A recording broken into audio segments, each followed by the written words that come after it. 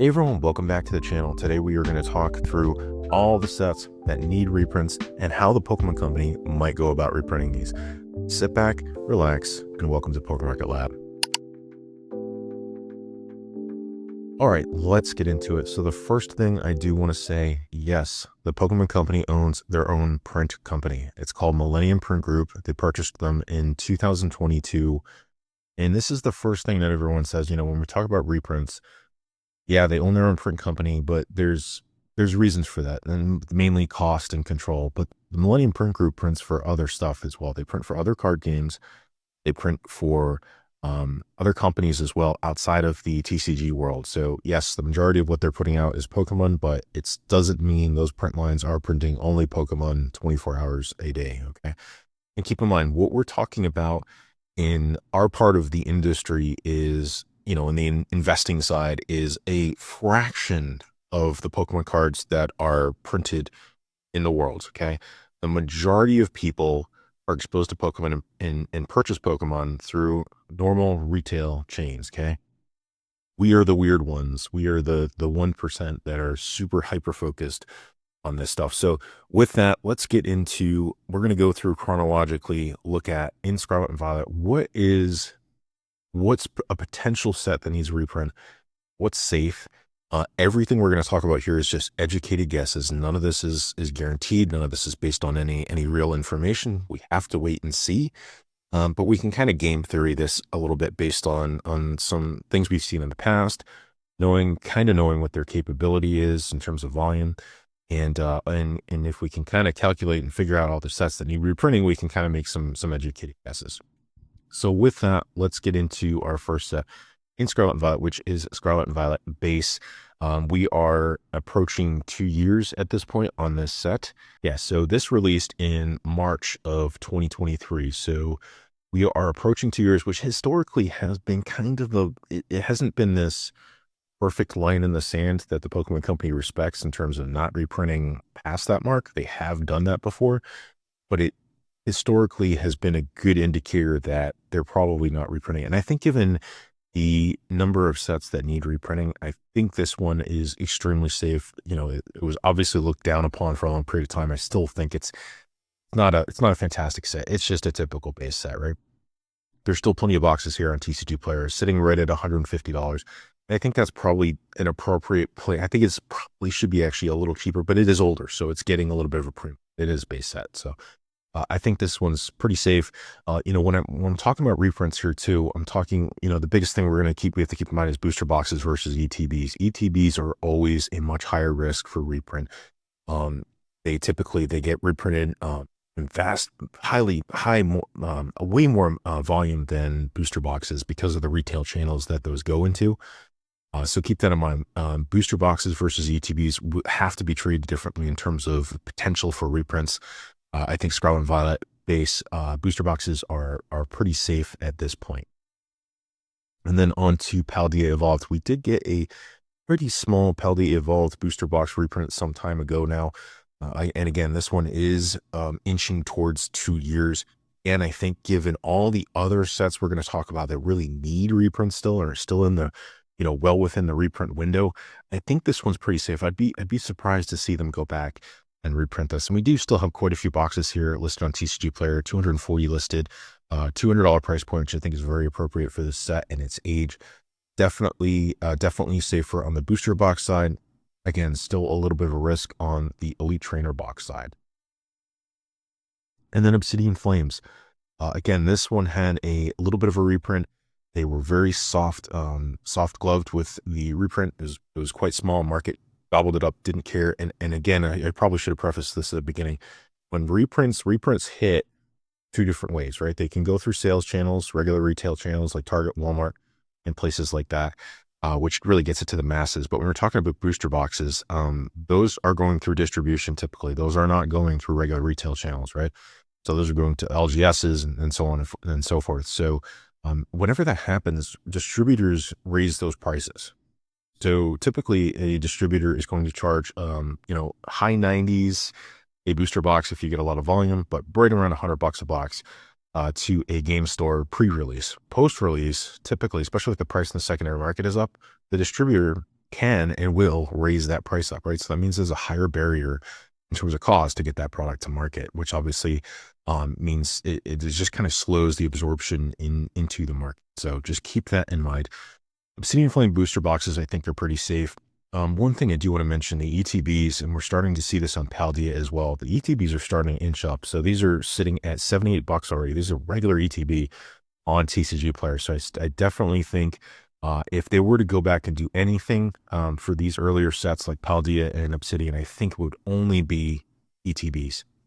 And just to kind of give you a little bit of an inclination as to the risk on ETBs. So we're still seeing, up until recently, we were still seeing Lost Origin, Brilliant Stars, not so much on Fusion Strike, but a few of the sets from Sword and Shield, we were still seeing ETBs in retail sales channels. So really either stock that's just been sitting around, which I doubt, or some reprints.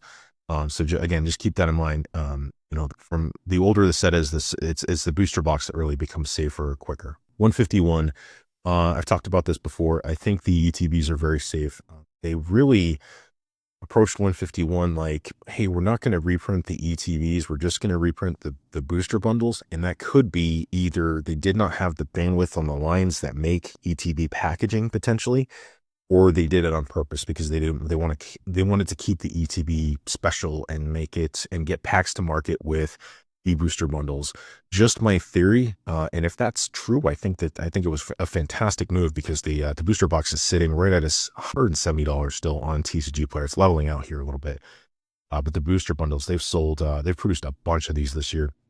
We've seen almost 15,000 booster bundles sell in the last year alone, and most of these are coming to market through retail channels like Target and Walmart. So it's getting packs to the market, helping to keep the pack price a little bit low, not low, but keep it from getting crazy. And this has been just a solid product. And they have not touched the Elite Trainer boxes. So again, is that a bandwidth issue?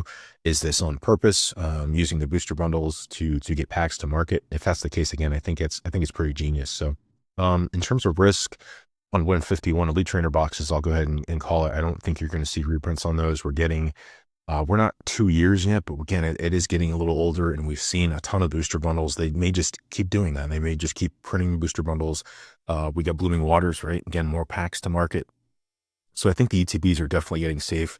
And this is getting older. So if you don't have any exposure to 151, Blooming Waters may have been the last kind of umph to kind of get packs to market. Your window on this is going to close soon.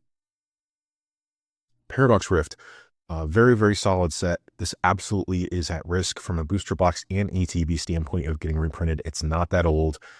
This sold really, really well in the last year here with, let's see here.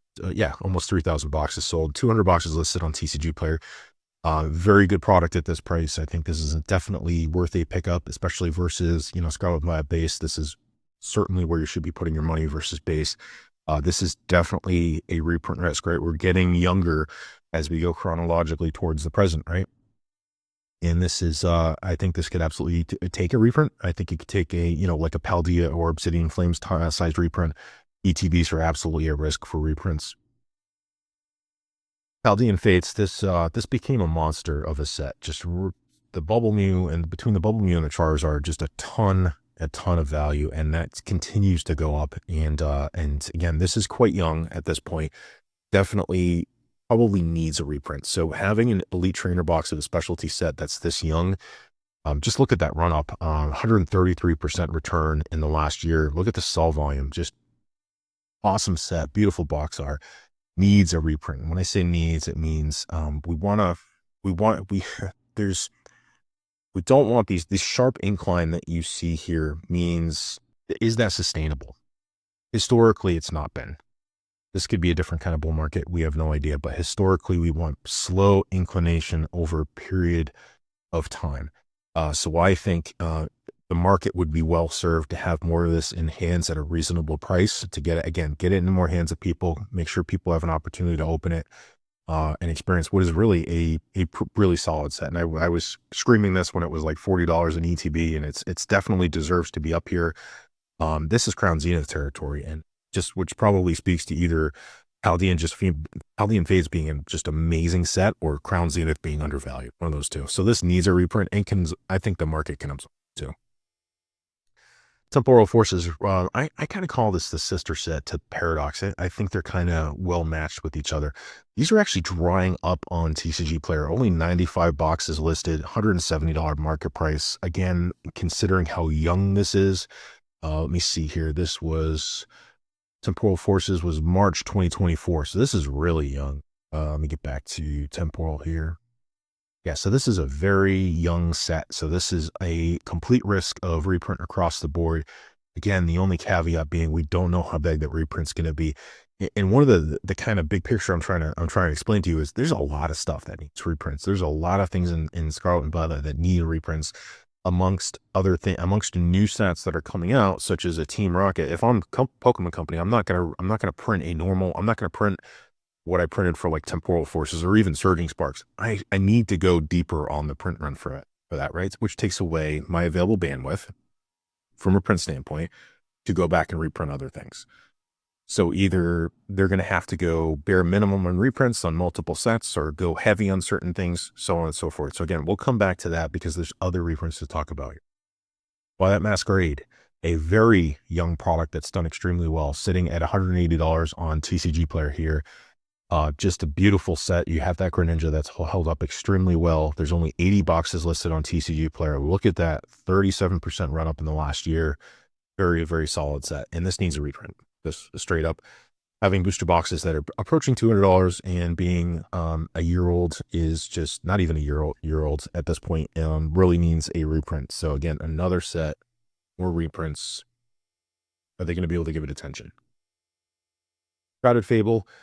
I think there's a lot of products still in the market here. Yes, the prices run up on this. People are paying attention. People are going to start gobbling this up. But I think, I don't know that, I'm not sure on the reprint risk of this. I don't know. Typically, what sometimes happens on some of these bad sets or medium, mid-tier sets is they don't go back and reprint them. So, but it's so young, potentially a reprint risk here, but it doesn't matter. There's a ton of boxes on TCG.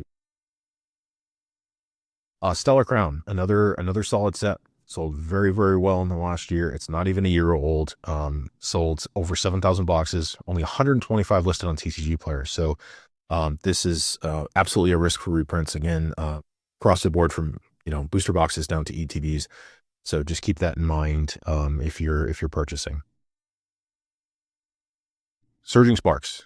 Again, I can't gush enough about this set. It has sold phenomenally well. In the last year, over 10,000 booster boxes sold. Remember, at a high price, right? Most of those boxes, if we were able to look at individual box sales data for that period of time, you're looking at your average price being pretty significantly higher than the typical $100 a booster box we were able to get pre-ordered wise before Surging Sparks. So sitting at $250 here, it's held up incredibly well. It's pretty expensive for, it is the most expensive booster box in Scarlet and Violet, deservedly, I think. So this is definitely young. I think the rumor is this is already in queue for reprint. Again, whether that's Elite Trainer boxes or booster boxes, I'm not sure. There's no way you're getting booster boxes from Surging Sparks through distribution at lower prices to the market. They're going to be expensive. So again, even if there's a glut of supply for Surging Sparks, the market can absorb it. And remember that the demand side of the equation is dynamic. It doesn't always exist on TCG Player, meaning there's a subset of people out there right now that aren't willing to pay $250 for a booster box for Surging Sparks right now, right? But those people may be willing to pay under $200 if that price starts to regress, right? So that brings buyers back into the market. So I think the market needs a reprint for Surging Sparks. I think you can easily handle it, especially right now. It's a phenomenal set. It could definitely do to get in the hands of more people, especially Elite Trainer boxes. Again, get them through retail sales channels, get them in the hands of people so they can enjoy it. And that's what we want long term. So booster boxes and ETBs, certainly a reprint risk right now. And the big one, Prismatic. We know we're getting a reprint on this. They announced it. The question is really when and how much. So are they going to reprint ETBs on this, or leave the ETBs alone and just do booster bundles and other stuff like they did on 151? No, they're going to reprint ETBs. They have to. And I've talked about this before, but I think Prismatic is there could be an existential issue for Prismatic right now. meaning most boxes were scalped, taken from Target, Walmart. We're seeing them being sold online, right? We have a ton of quantity, over 3,000 boxes listed here. And this was it was post-release, it was kind of sitting about that $1,000 piece quantity on TCG Player. But then it shot up. And again, I think that's retail arbitrage happening. And what's happening is it's just not getting in the hands of people who enjoy cracking. It's getting in the hands of rip and shippers. It's getting in the hands of scalpers, investors, collectors, all those folks. And we need it to get in the hands of people who enjoy it. That's what kind of drives product pricing long term, right? All these investors, these scalpers, even just sealed box collectors, they're not going to hold this stuff long term. Those are not going to be the buyers 5 and 10 years down the road. Those are going to be the transient folks that just get out of the hobby.